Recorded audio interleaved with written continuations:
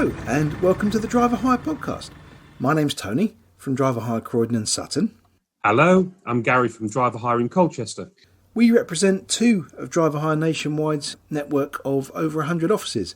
We decided to get together to create a series of regular podcasts for people who want to know more about driver hire, but principally to provide hints, tips and tricks to help our drivers be the very best that they can be.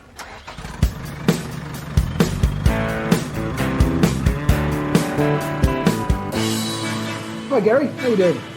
Very well, Tony. Lovely to see you again this week. How are things with you? Well, wet and windy in London at the moment. I have to say it's not the best of weather. I think we've had our Indian summer now. Yeah, it does seem to be coming to an end. Yes. So this week we're going to talk about driving licences. So just some of the more commonly misunderstood things on driving licences. So we're going to talk about licence categories, the main licence categories. We'll talk about some of the restrictions on licences that we commonly see. But should we start off with our party trick? Oh, got a good party trick? It's not rude, is it? No. So a lot of people don't realise that their date of birth is encoded within their driver number. And also their sex as well is encoded within the driver number. So obviously, if you're driving listening to this podcast, please don't get your license out of your wallet and have a look at it now. But do have a look at it as and when you're stationary. But yeah, what a lot of people don't realise is that the 6 numbers in the middle of your license represent your date of birth and your gender.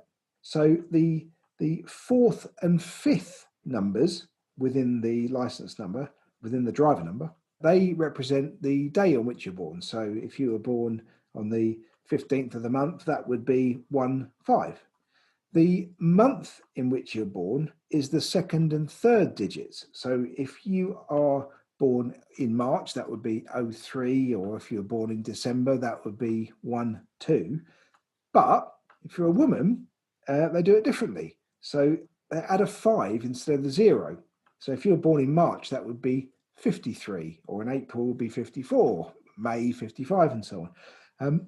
But of course, if you're born in October, November, or December, you would normally have a 1 in front of it. So they changed that to a 6. So a woman born in December would be 62 for the 2nd and 3rd digits of the license. And then the 1st and the 6th digits is simply the year you were born. So if you're born in 1982, the first digit would be 8 and the last digit would be 2. So within it is your date of birth, all jumbled up, and your sex. I never knew about the female bit, Tony. I've learned something today. Thank you very much. Well, we'll be party trick. So you can take somebody's license and you can tell them if they're a man or a woman. And I can offend them by their age as well. Yes, indeed. The licence categories then, there are a whole bunch of licence categories, and this goes from all the regular stuff like cars, bikes, trucks and buses, all the way down to road rollers, track vehicles, electric vehicles and such like. But we're going to concentrate on the main ones. Now, obviously, as we always say, if people want detailed information from us on any of these things, then we've got that in spades. We can send out to anybody that's interested. So the main licence categories are the A, B, C, D, and the E, which you can add to those A, B, C, or D, E being a trailer.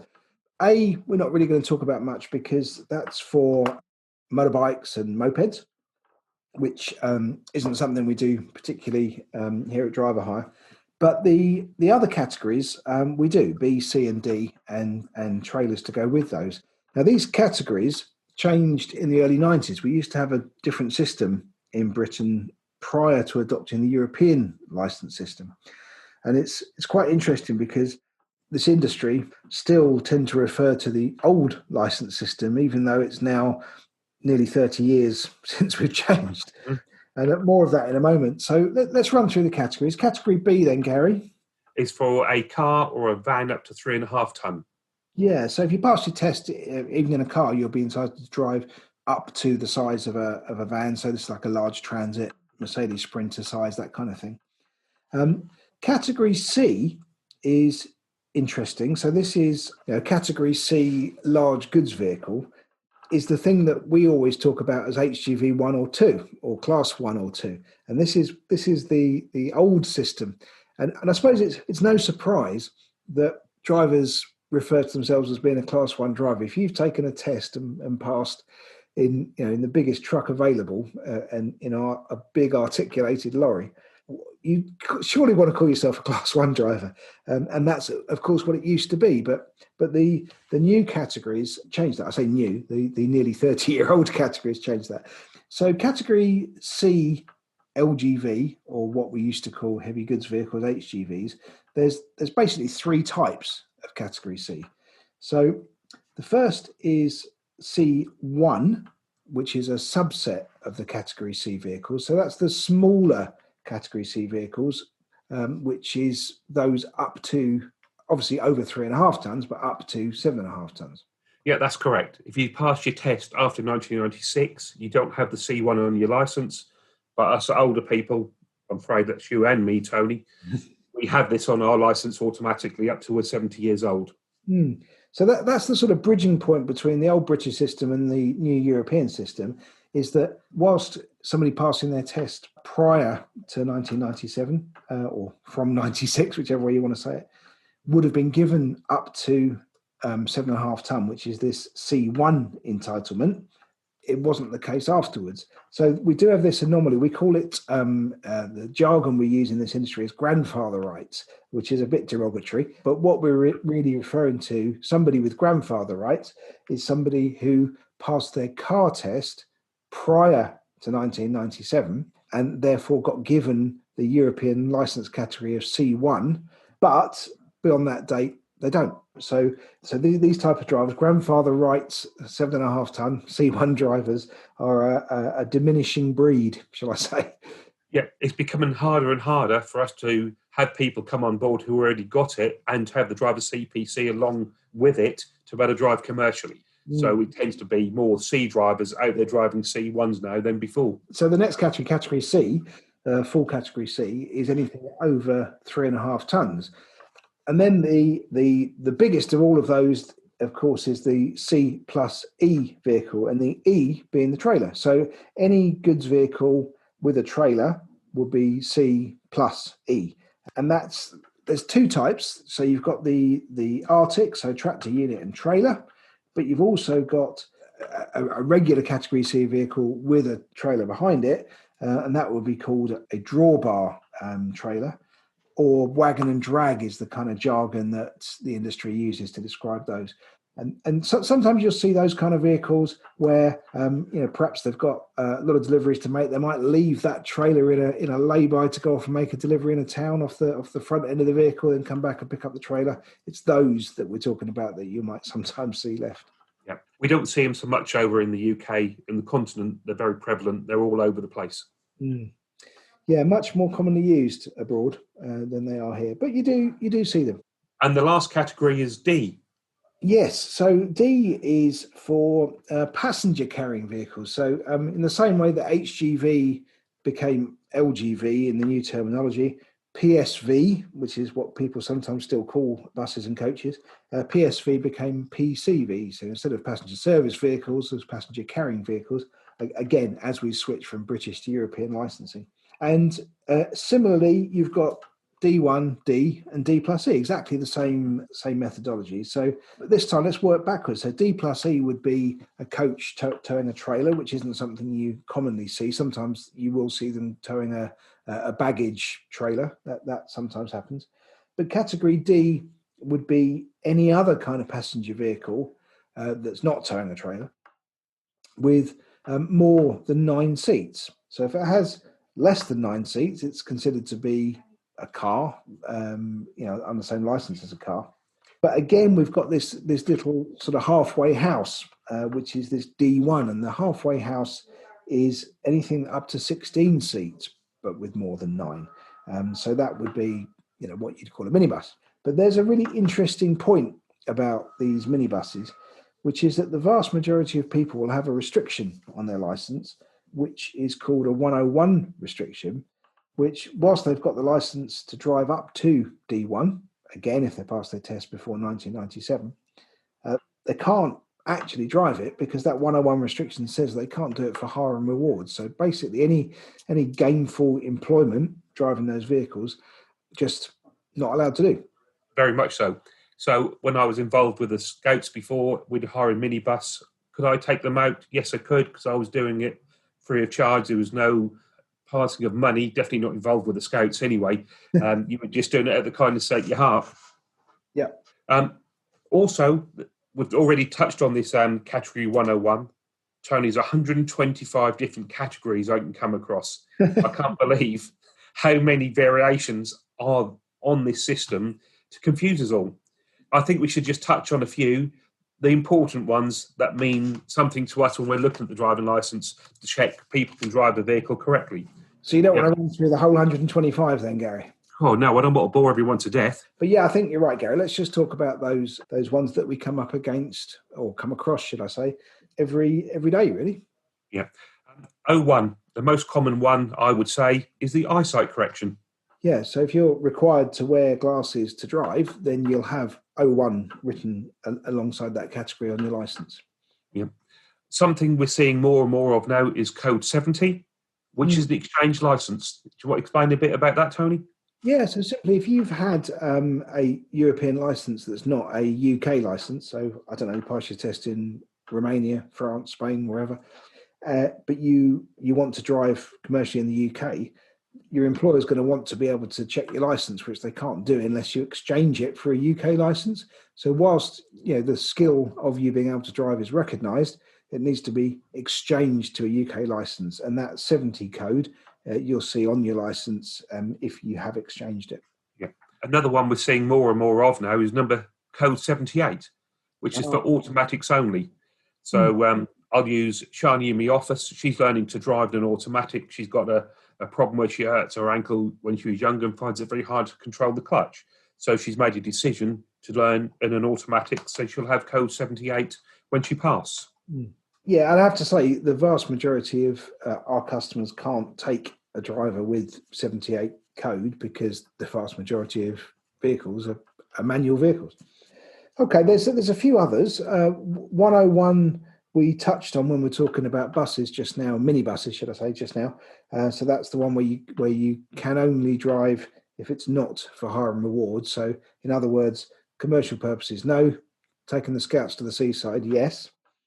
Now, the next one is that we see a lot is 102. And now this is born out of a really weird anomaly from the old licence system. And I think, speaking of weird anomalies, this is what's on your licence, Gary. Are you saying I'm weird, Tony? No, I go pre the 90s when I passed me HGV 3 and HGV 2, and now I've got C plus E with a restriction 102 on it. And the 102 means I can drive a wagon and drag, but I can't drive an Arctic. Did you drive drawbars in the army? Not very often. I have done, but that was way back in the early 80s, and I've not touched one since. Okay. And did the army use those ones with the steering front axle on the drawbar? What I would call a live axle, yes, and they are a pig to drive. And I've got myself in trouble a couple of times with those, and I've actually hitched up to the front and pushed myself in front ways because I actually see where it was going, and I was reversing it. I just never got it sussed. There's an art to those, and I take my hats off to anyone who can drive a wagon and drag with a live axle well. I used to come back in from Marseille on a Sunday morning most weeks on one particular job I was doing, and the yard was very small, and only at the weekend was it completely full of trucks, which meant getting my truck in often meant moving other vehicles, and they had these you call them live axle, I call them A-frame drawbars, and so might have to pull a couple of those out to get my Arctic in, and then of course have to put these drawbars back in afterwards, and it's like reversing a bowl of custard. They just go in the direction it seemed to want to go in.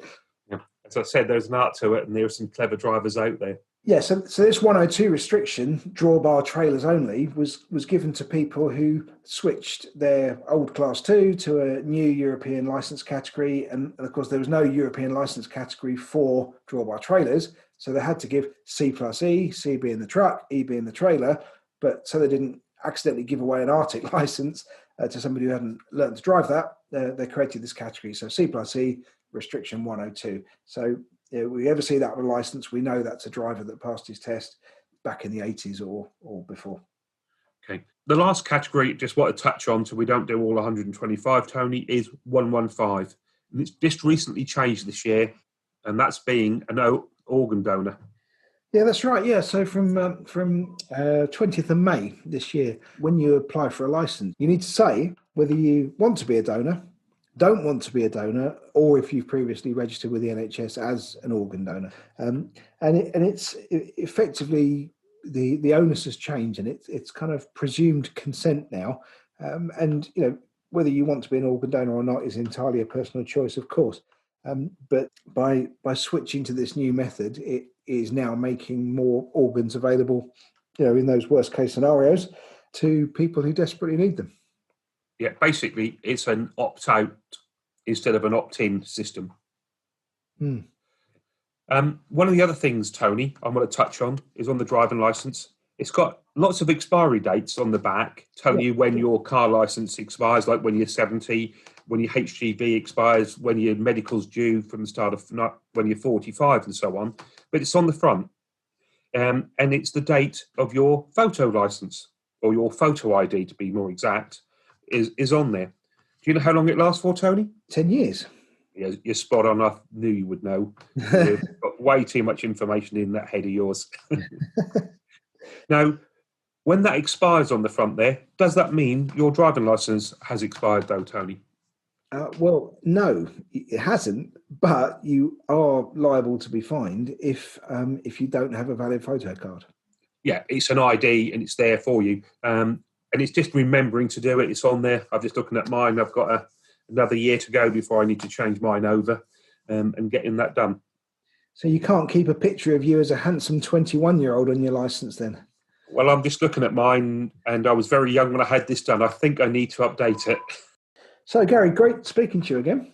Yeah, thank you very much, Tony. I've learned something today with the ladies on the driving licence number. Yes. Another trick I'll remember. Party trick to work out a lady's age. Yes.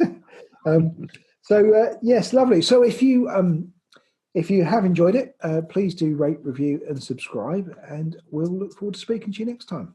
Thank you very much for all listening. Please keep on listening. Thank you.